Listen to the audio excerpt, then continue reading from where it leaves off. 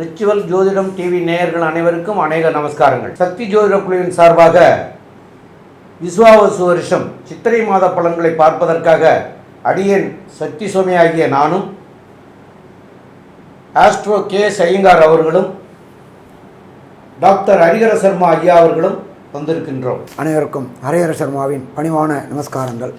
நாம் ஒவ்வொரு ட்ரிப்பும் ஒவ்வொரு மாத பலன்கள் பார்க்குறோம், வருஷ பலன்கள் பார்க்குறோம். அதே போல் மெல்ல செல்லும் கிரகங்களுடைய பலன்கள், விரைவாக செல்லும் கிரகங்கள். மெல்ல செல்லும் கிரகங்கள் அப்படின்றத பொறுத்தளவுக்கு அதிகமாக மெல்ல செல்லக்கூடிய கிரகம் சனிப்புத்திர பகவான். சனி பயிற்சி பலன்கள், ராகு கேது பயிற்சி பலன்கள், குரு பயிற்சி பலன்கள் இதெல்லாம் பார்த்துட்டு வந்திருக்கோம்.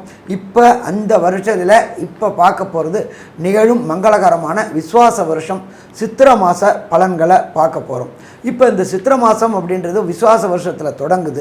இந்த வருஷம் எப்போ தொடங்குது, இந்த மாதம் எப்போ தொடங்குது அப்படின்னு பார்த்தோம்னாக்க நிகழும் மங்களகரமான விஸ்வாச வருஷம் சித்திரை மாதம் ஆங்கில தேதி 14/4/2025 உயர்ந்த கிழமையான திங்கக்கிழமையில் தொடங்குது. இது முடிகிறது அப்படின்றது 14/5/2025 வரையிலும் இந்த சித்திரை மாதம் இருக்குது. சித்திரை மாதம் அப்படின்னாலே நம்ம என்ன சொல்லுவோம், அக்னி நட்சத்திர தோஷ ஆரம்பம் அப்படின்றதையும் சொல்லுவோம். நம்ம அந்த காலகட்டங்களில் பொறுத்தளவுக்கு முன்னோர்களும் மூத்தோர்களும் பெரியோர்களும் என்ன பண்ணுவாங்க, திருமணமான தம்பதிகளை ஆடி மாதத்தில் சேர வேண்டாம்னு சொன்னக்கூடிய காரணம் என்ன அப்படின்னாக்க, ஆடியில் கூடினா சித்திரையில் குழந்தை பிறக்கும், சித்திரையில் அக்னி நட்சத்திரம் அந்த குழந்தையோட உடம்பு சூடு தாங்காது அப்படின்றனால நம்மளுடைய முன்னோர்களும் மூத்தோர்களும் ஒவ்வொரு மாதத்துக்கும் ஒவ்வொரு காரியங்களும் ஒவ்வொரு நற்பலன்களையும் சொல்லிட்டு இருந்தாங்க. அப்படி பார்க்குற காலகட்டங்களில் இந்த சித்திரை மாதம் ஏற்படக்கூடிய நிகழ்வுகள், முக்கியமான நிகழ்வுகள் என்னென்னன்றதை ஃபஸ்ட்டு பார்க்கலாமா? ஃபஸ்ட்டு 23/4/2025 வாஸ்து நாள். வாஸ்து நாள் அப்படின்றது வருஷத்துக்கு 8 நாள் தான் வரும். அப்போ வாஸ்து புருஷர் கண் விழிக்கக்கூடிய நேரம், நம்ம அந்த வாஸ்து பூஜை பண்ணக்கூடிய நேரம் காலையில் 8:04லேருந்து 9:34க்குள்ளார வாஸ்து பூஜை போடக்கூடிய நேரம். சரி, அதுக்கு அடுத்தது என்ன அப்படின்னு பார்த்தோம்னாக்க 25/4/2025 திருவண்ணாமலையில் ஸ்ரீ ரமண மகரிஷி பிறந்த 75வது ஆராதனை தினம் அந்த 25/4 கொண்டாடப்படுது. சரி, அதுக்கு அடுத்தது பார்த்தோம் அப்படின்னு சொன்னாக்க 27/4/2025 சித்திரை மாதம் வரக்கூடிய அமாவாசை தினம். அதுக்கு அடுத்தது பார்த்தோம் அப்படின்னாக்க 30/4/2025 நம்ம எல்லாருமே, அதாவது நம்ம கொண்டாடுறோமோ இல்லையோ நகைக்கடைக்காரங்க கண்டிப்பாக அதை கொண்டாடுவாங்க. அது என்ன அப்படின்னாக்க அக்ஷய திருதியை. சூரியனும் சந்திரனும் சம உச்ச காலகட்டங்களில் வர்றதுக்கு அக்ஷய திருதியை. இந்த அக்ஷய திருதியை பற்றி நாங்கள் தனியாக ஒரு வீடியோ போடுறோம். இப்போ அந்த அக்ஷய திருதியை வரக்கூடிய காலகட்டங்கள் 30/4/2025. பொன்னாப்டாலும் புதன் ஆப்பிடாது அப்படிம்பாங்க.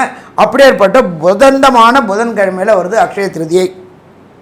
அதுக்கு அடுத்தது பார்த்தோம்னாக்க 4/5/2025 எப்பொழுதுமே பார்த்தோம்னாக்க சூரியன் பரம உச்சத்தில் வர்றது மேஷத்தில்.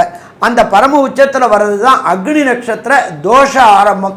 இந்த அக்னி நட்சத்திர தோஷ ஆரம்பத்தில் எந்த விதமான சுபகாரியங்களும் நம்மளுடைய சார்ந்தவங்க கொண்டாட மாட்டாங்க.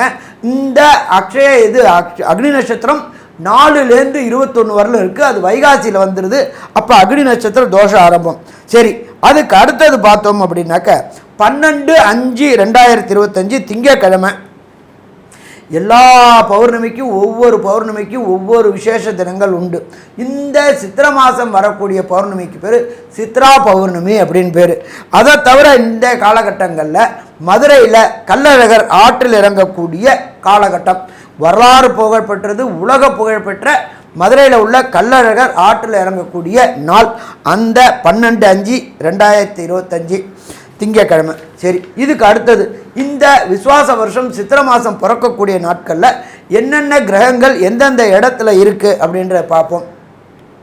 காலபுருஷ தத்துவத்தின்படி மேஷத்தில் சூரிய பகவானும், அதுக்கு அடுத்தது காலபுருஷ தத்துவத்தின்படி 2ஆம் இடமான ரிஷபத்தில் குரு பகவானும், 4ஆம் இடமான கர்க்கடகத்தில் செவ்வாய் பகவானும், மற்றும் 6ஆம் இடமான கன்னியில் கேது பகவானும், மற்றும் கும்பத்தில் சனி பகவானும், புத பகவான், சுக்கிர பகவான், ராகு பகவான் மீனத்திலையும் இருக்கக்கூடிய காலகட்டங்களில் இந்த சித்திரை மாதம் பிறக்குது.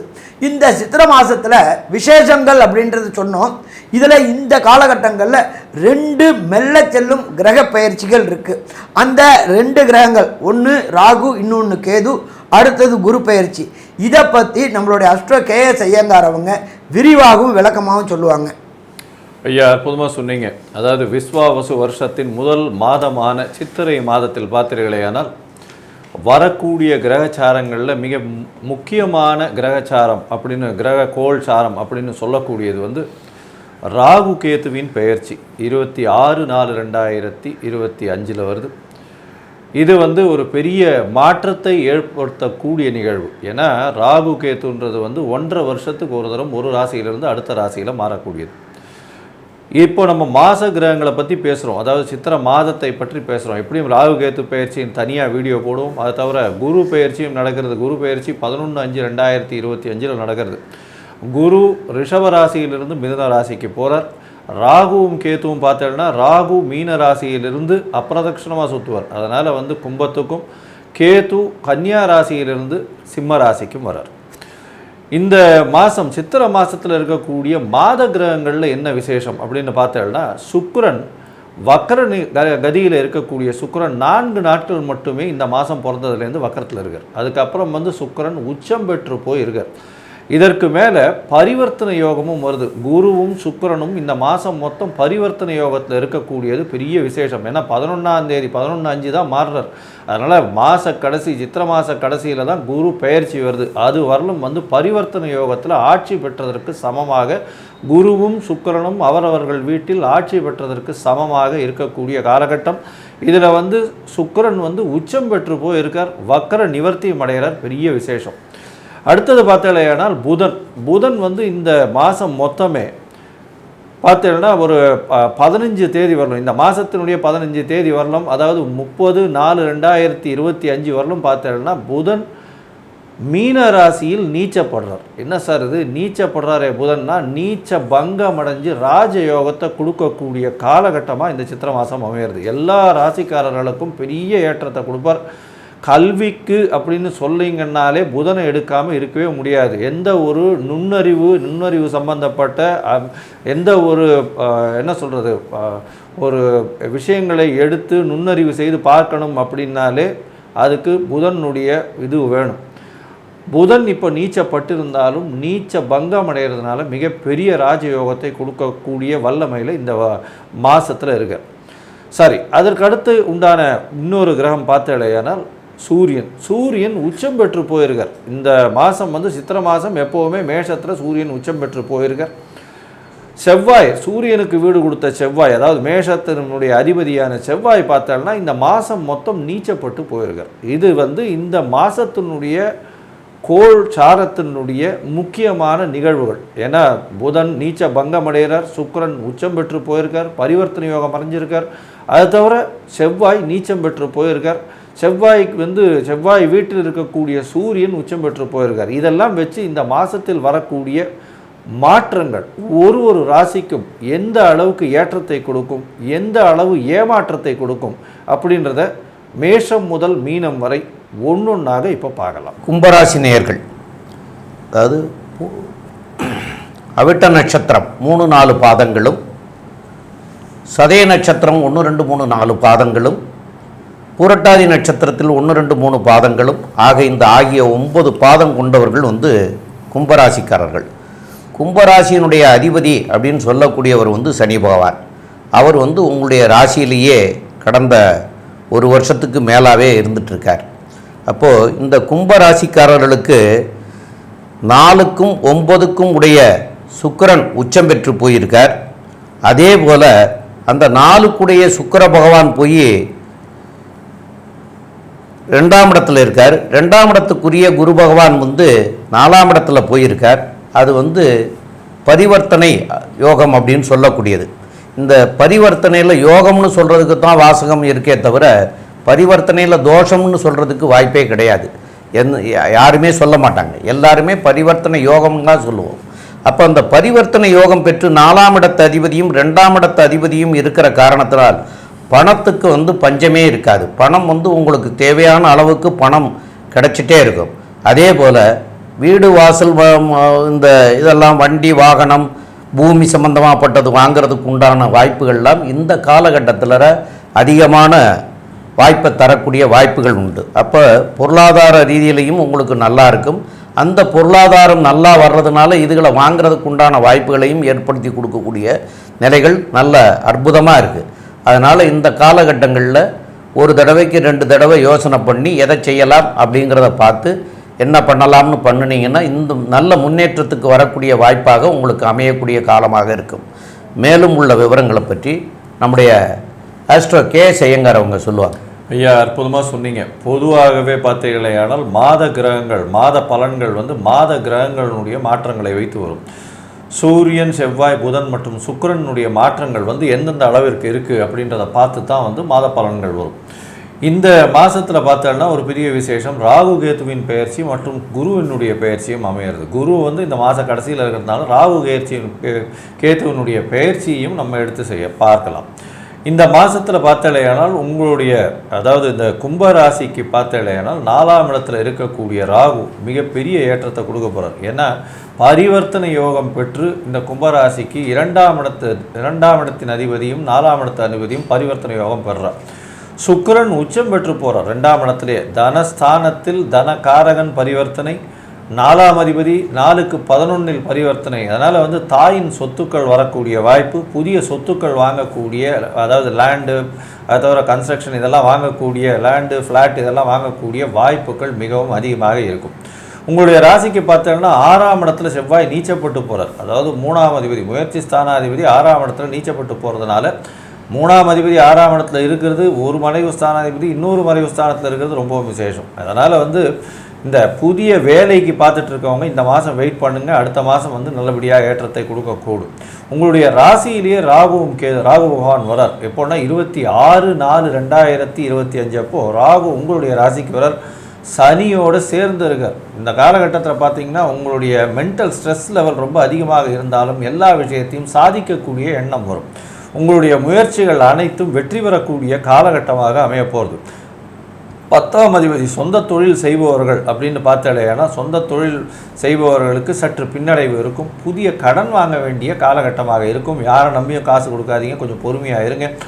ஏன்னா உங்களுக்கு 7.5 சனி வேறு போயின்ட்டுருக்கு, ஜென்ம சனி வேறு போயின்ட்டுருக்கு. அதுக்கப்புறம் நீங்கள் பைசாவை கொடுத்துட்டு ஏமாறக்கூடிய வாய்ப்புகள் மிகவும் அதிகமாக இருக்கும். இந்த காலகட்டத்தில் சுக்கிரன் உச்சம் பெற்று இருந்தாலும் புதனும் செவ்வாயும் நீச்சம் பெற்றிருக்கு. இந்த புதனும் செவ்வாயும் மாத கிரகங்கள்.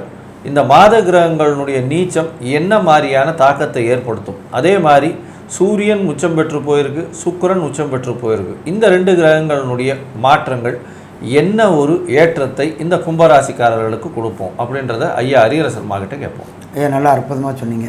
ராசிநாதன் சனி பகவான் ராசியிலேயே இருந்துக்கிட்டு தன்னுடைய விசேஷ பார்வையான 3ஆம் பார்வையாக தகப்பன் காரகனான உச்சம் பெற்ற சூரியனை பார்க்குறார். முயற்சிகள் தடைபடக்கூடிய வாய்ப்புகள் உண்டு. அரசு தொடர்புடைய பிரச்சனைகள் வரக்கூடிய வாய்ப்புகள் உண்டு. அரசு கூட மோதக்கூடிய வாய்ப்புகள் பிரச்சனைகள் உண்டு. அதே போல் தொழில் முனைவர்களாக இருந்தால் தொழிலாளிக்கும் தொழில் அதிபருக்கும் பிரச்சனையாகக்கூடிய வாய்ப்புகள் உண்டு. சனி பார்த்த இடம் பாழ் என்று ஜோதிட சாஸ்திரத்தில் சொல்லியிருக்கு. அதனால் சனி பகவான் பார்க்குறார். இதை தவிர நம்மளுடைய வாக்கிய பஞ்சாங்கப்படி ராகுவுக்கும் 3ஆம் பார்வையும் 11ஆம் பார்வையும் உண்டு என்பது நம்முடைய ஜோதிட சாஸ்திரத்தில் சொல்லப்பட்டிருக்கிறது. அதே இடத்தை ராகுவும் பார்க்கிறார்கள். 2 தீய கிரகங்கள் சூரிய பகவானை உச்சம் பெற்ற சூரிய பகவானை பார்ப்பது முயற்சிகள் தடைபடக்கூடிய வாய்ப்புகள் உண்டு. கண்டிப்பாக 2 அரசுகளுக்குள் மோதல் போக்குகள் நடைபெறக்கூடிய வாய்ப்புகள் உண்டு. அது அரசாக இருந்தாலும் சரி, சராசரி மனிதனாக இருந்தாலும் சரி, அரசு கூட லிட்டிகேஷன்ஸ், வம்பு வழக்குகள், பிரச்சனைகள் வரக்கூடிய வாய்ப்புகள் உண்டு. அதனால் எச்சரிக்கையோடு இந்த கும்பராசியைச் சேர்ந்த அன்பர்கள் நடந்து கொள்வது சிறப்பாக இருக்கும். இதை தவிர 3ஆம் அதிபதியான முயற்சி ஸ்தானாதிபதி 6ஆம் இடத்தில் நீச்சமடைந்திருக்கின்றார். அது நீச்சமடைந்தது 6ஆம் இடம் என்பது மறைவு ஸ்தானம். 3க்கு உடையவர் 6ஆம் இடத்தில். அப்போ பிரச்சனைகள், வீரியங்கள் கூடக்கூடிய வாய்ப்புகள் உண்டு. வம்பு வழக்குகள் கூடக்கூடிய வாய்ப்புகள் உண்டு. உடல்நிலையில் மாற்றங்கள் வரக்கூடிய வாய்ப்புகள் உண்டு. 7ஆம் அதிபதியான சூரிய பகவானை மூன்றாம் இடத்தில் உச்சம் பெற்று இருக்கிறவரை சனி பகவானும் ராகு பகவானும் பார்க்கும்பொழுது கணவன் மனைவி ஒற்றுமை நிலைகுலையக்கூடிய வாய்ப்புகள் உண்டு. ஒரு சில சமயங்களில் இந்த சித்திரை மாதத்தில் சூரிய பகவான் உச்சமாக இருப்பதனால் டைவர்ஸ் வரலும் போகக்கூடிய வாய்ப்புகள் உண்டு. வாய் தடித்து பேசக்கூடிய வாய்ப்புகள் உண்டு. ஏற்கனவே ராசியில் ராகு சனி பகவான், 2ஆம் இடத்தில் உச்சம் பெற்ற சுக்கிரன், புத பகவான் நீச்சமடைஞ்ச சுக்கிரன், 3ஆம் இடமான கம்யூனிகேஷன் பாவத்தில் உச்சம் பெற்ற சூரிய பகவான் சம உச்சத்தில் இருக்கின்றார், பரம உச்சத்தில் இருக்கின்றார். அதனால் நீங்கள் சொல்லக்கூடியது உங்கள் லைஃப் பார்ட்னரால் தவறுதலாக புரிந்து கொள்ளக்கூடிய வாய்ப்புகள் உண்டு.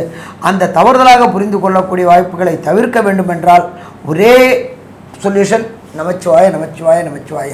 இல்லை அந்த இடத்த விட்டு விலகிறது மிக சிறப்பாக இருக்கும். பதிலுக்கு பதில் ஆர்கியூமெண்ட் பண்ணோம்னாக்க பாதிப்பு நமக்கு தான். அதனால் கும்பராசிக்காரர்கள் சித்திரை மாதத்தில் எச்சரிக்கையாக இருக்கணுமா, எச்சரிக்கையாக இருக்கணும். அதே போல் தொழில் செய்யக்கூடிய அன்பர்கள், தொழில் ஸ்தானாதிபதியான 10ஆம் இடத்து அதிபதியான செவ்வாய் 6ஆம் இடத்தில் நீச்சம் பெற்றிருக்கின்றார். உங்களுக்கும் உங்கள் மேலதிகாரிக்கும் கருத்து வேறுபாடு வரக்கூடிய வாய்ப்புகள் உண்டு. சரி, அதை எப்படி தவிர்க்கிறது? எது சொன்னாலும் ஆமான்னு சொல்லிட்டோம்னா பிரச்சனை கிடையாது. மறுவார்த்தை பேசினோம்னாக்க நீயா நானா என்று வரும். எப்படி போனாலும் மேலதிகாரி தான் ஜெயிக்கக்கூடிய வாய்ப்புகள் உண்டு. அப்போ நாம் இந்த காலகட்டங்களில் சித்திரை மாதத்தில் வேலை பார்க்குறவங்க அடக்கி வாசிக்கிறது சிறப்பாக இருக்கும். சரி, தொழில் பண்ணுறவங்களுக்கு என்ன பாதிப்பு வரும்? பாதிப்பு அப்படின்றது பொருளாதார பாதிப்புகள் வரக்கூடிய வாய்ப்புகள் உண்டு. என்ன ஒன்று ஒரு ஆறுதல் அப்படின்னாக்க, பிரகஸ்பதியான குரு பகவான் கடைசி 28 நாளும் அவர் உங்களுடைய 10ஆம் இடத்தை பார்க்குறாரு. அதனால் பொருளாதாரத்தில் சின்ன சின்ன முடக்கங்களை கொடுப்பாரு. ஆனாலும் தப்பிக்க வச்சிருவார். இருந்தாலும் தொழில் முனைவர்களை பொறுத்தளவுக்கு வரக்கூடிய கஸ்டமர்கிட்ட அன்போடு பேசி என்ன வேணுமோ அதை அன்போடு செஞ்சுட்டு இருந்தோம்னா பிரச்சனை இல்லை. நாம் ஏதாவது சொல்ல போக அவங்க அதை தப்பாக புரிஞ்சுக்க இருக்கிறதுலையே ப்ராபாண்டாலே மவுத் ப்ராபாண்டா ரொம்ப மோசமானது. அதனால் இந்த காலகட்டங்களில் கும்பராசிக்காரங்க எச்சரிக்கையோடு இருந்தால் பிரச்சனைகளை தவிர்க்கலாம். ஸோ மொத்தத்தில் பொறுத்தளவுக்கு கும்பராசிக்காரங்க ரொம்ப எச்சரிக்கையோடு இருக்கணும். சரி, இதுலேயும் ஒரு சில நாட்கள் மிகுந்த எச்சரிக்கையோடு இருக்கக்கூடிய நாட்கள், அந்த தினத்துக்கு பேர் சந்திராஷ்டம தினங்கள். அது என்னன்ற சொல்லுவாங்க. சரி, எல்லா இடமும் சுற்றி சுற்றி சுற்றி சுற்றி நம்மளை துரத்தி அடிக்கிறாங்களே, இதுலேருந்து தப்பிக்கிறதுக்கு என்ன பண்ணலாம் அப்படின்ற வழியையும் நம்ம ஐயா சக்தி சோமையா அவங்க சொல்லுவாங்க. ஐயா ரொம்ப அற்புதமாக தெளிவாக சொன்னீங்க விவரமாக. இந்த கும்பராசிக்காரர்கள் அப்படின்னு சொல்கிறவங்களுக்குடைய அதிபதி வந்து சனி பகவான். அந்த சனி பகவான் அங்கேயே இருக்கார். அதே சமயத்தில் 7ஆம் இடத்துக்குரிய சூரிய பகவான் உச்சம் பெற்று போய் 3ஆம் இடத்துல இருக்கார். அந்த 3ஆம் இடத்துல இருக்கிறவரை வந்து சனியும் ராகுவும் பார்க்குறதா ஐயா சொன்னாங்க. அதெல்லாம் உண்மைதான்.